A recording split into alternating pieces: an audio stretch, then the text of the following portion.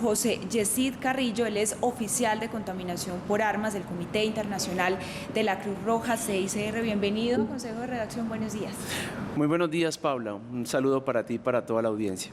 Bueno, José, hablemos acerca de una situación que ustedes desde el CICR han denominado una campaña, el confinamiento más largo, y que pone la lupa sobre un tema clave y grave que se ha venido registrando no solo en Antioquia, aunque ocupamos un lugar pues muy deshonroso dentro de esos indicadores en todo el país, y es el de los artefactos explosivos, las víctimas que han dejado esos artefactos en diferentes territorios. ¿Cuál es el panorama general que tienen ustedes desde el CICR en los últimos años de víctimas? Bueno, tenemos un panorama bastante desalentador en el sentido de que luego de que tocamos piso en cuanto al número de víctimas por año que se presentan en el país en el año 2017, tuvimos el número más bajo de la última década con 57 víctimas. A partir del 2018 venimos registrando un crecimiento sostenido y exponencial del número de víctimas que se presentan en el país y que nos tiene en la situación actual de un promedio de 450 víctimas por año, casi 2.000 los últimos 4 años, muy seguramente en toda Colombia, sí, muy seguramente al terminar el año con la tendencia que hemos constatado, vamos a superar las 2.000 víctimas de artefactos explosivos los últimos 4 años en el país.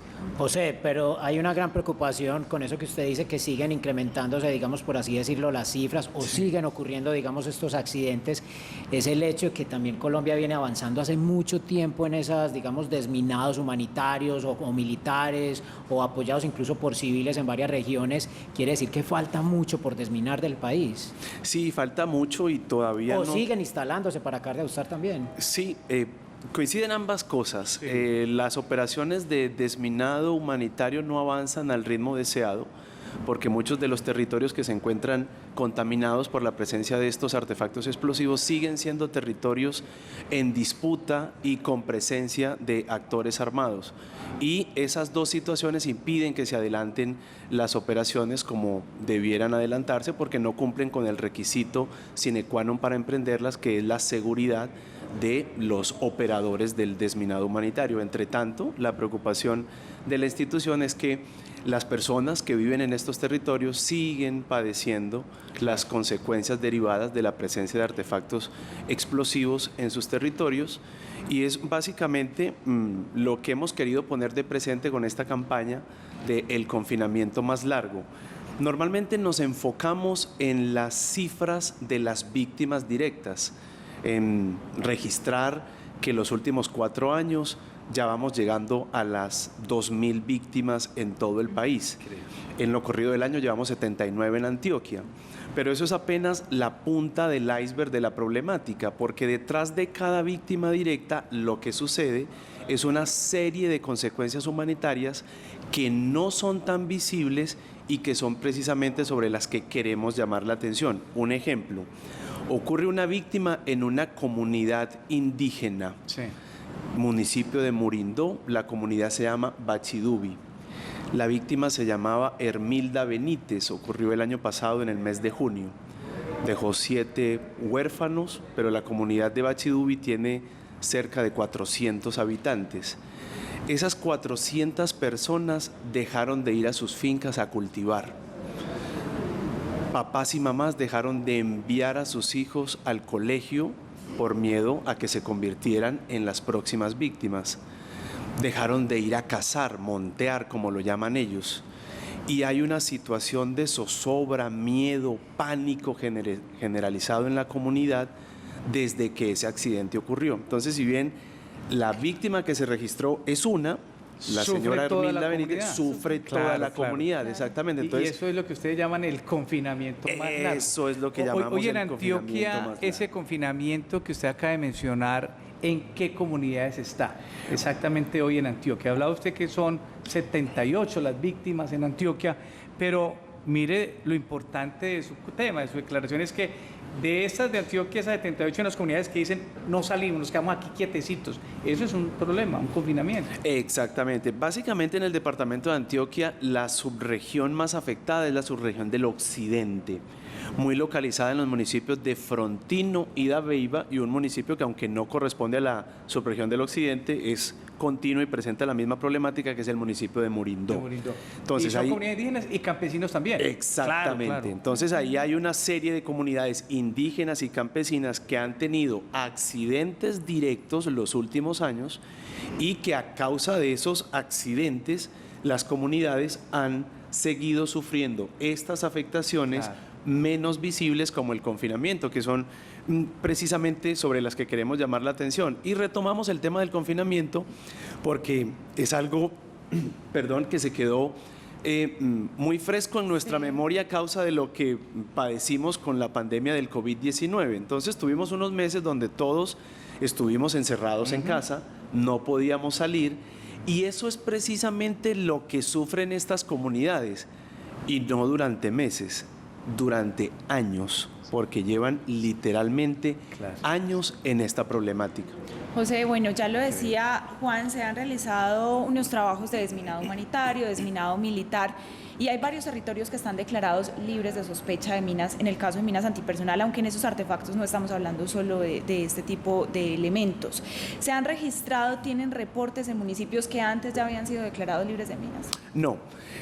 Esta problemática obedece más a la presencia de artefactos explosivos en estos territorios que siguen en disputa, donde siguen habiendo presencia de actores armados, partes en nuestro conflicto armado, y que en el marco de la disputa del control territorial por esas jurisdicciones se utilizan los artefactos explosivos. Los artefactos explosivos causan el accidente y después del accidente viene toda esta serie de otras consecuencias que tienen un alto impacto en la seguridad alimentaria, en la salud mental y psicosocial. Hemos registrado casos en comunidades indígenas, por ejemplo, de suicidios, con todo lo largo que lleva la situación, la afectación termina escalando a niveles más allá de los temas netamente alimentarios, sobre todo en este tipo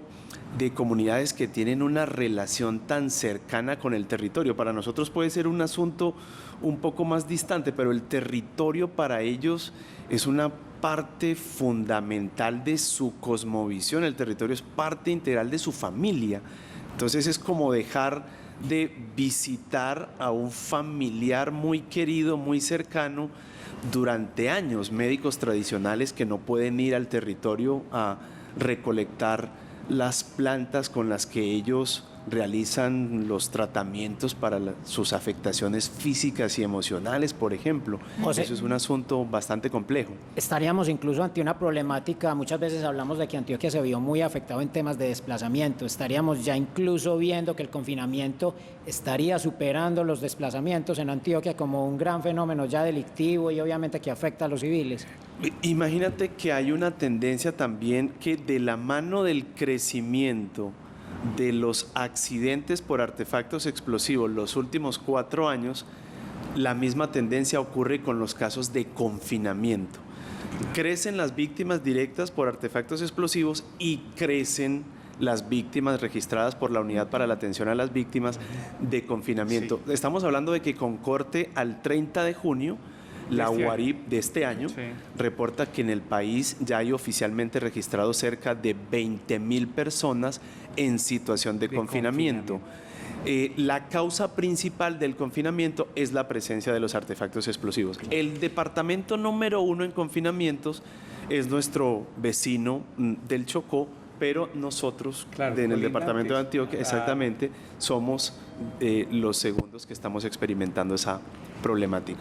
Bueno, ¿qué hacer? Es la pregunta, lo que dicen los televidentes en las redes. Ustedes vienen haciendo este trabajo que es socializarlo, es mostrar lo que está pasando, porque el fenómeno dice, no, hay una gente y vemos las imágenes de desminado y uno descansa, sí, ahí van pasando, pero también hay que tener en cuenta que el conflicto está más candente que nunca.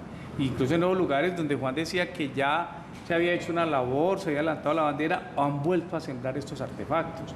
Este confinamiento que ustedes vienen desde el 6R diciendo, mire, ayúdenos con esto, ¿Qué han dicho las autoridades? ¿Los han escuchado? Porque eso tiene que ir de la mano con Defensoría del Pueblo, con la bienestar familiar, con toda esta gente, porque hay gente que está pasando hambre y dolor en esas regiones. Exactamente, y esa es la situación más apremiante. Entonces, la campaña del confinamiento más largo parte de la base de que para que podamos tomar acciones efectivas en pro de la mitigación de esta problemática en estas comunidades, lo primero que tenemos que hacer es poner sobre la mesa, sobre el debate público, la situación que se vienen presentando en estas comunidades. Visibilidad. Exactamente. Entonces, queremos visibilizarlos para invitar a que sumemos esfuerzos. La consecuencia más inmediata de resolver es el tema alimentario. Claro. Las fincas de estas comunidades se las tragó la selva, se las consumió la maleza y básicamente estas comunidades están viviendo de las ayudas alimentarias que no llegan con la cantidad y con la continuidad que se requiere. Entonces, este es el drama más inmediato, pero detrás hay todo este tema de la salud mental y de las afectaciones psicosociales que hay que intervenir y que básicamente el llamado que queremos poner sobre la mesa es: esto está pasando, esto es menos visible que las víctimas directas y una vez que tomemos conciencia de esta situación, sumemos esfuerzos para intervenir en pro de del mejoramiento de la condición que tienen estas comunidades en este momento. Bueno, Antes, Paula, de que finalice, también es bueno que quede claro que gran tarea van a tener esos diálogos vinculantes de paz, porque pues, si bien se supone que el ejército dejó de instalarlo hace muchas décadas, obviamente por tratados internacionales, pues están precisamente los actores armados ilegales, ahora que son varias bandas delincuenciales las que están acudiendo pues como a este tipo de práctica. Sí, y ahí queda el llamado del Comité Internacional de la Cruz Roja, que más allá de los perpetradores, de los autores causantes de esta afectación, independientemente de ellos, la problemática la están sufriendo cientos y miles de personas cuyos dramas no están siendo visibilizados y por eso no hay una acción efectiva y contundente para paliar la difícil situación que atraviesa. Es que se trata del confinamiento más largo que han padecido más de 20.000 personas en nuestro país, según las cifras a junio de este año.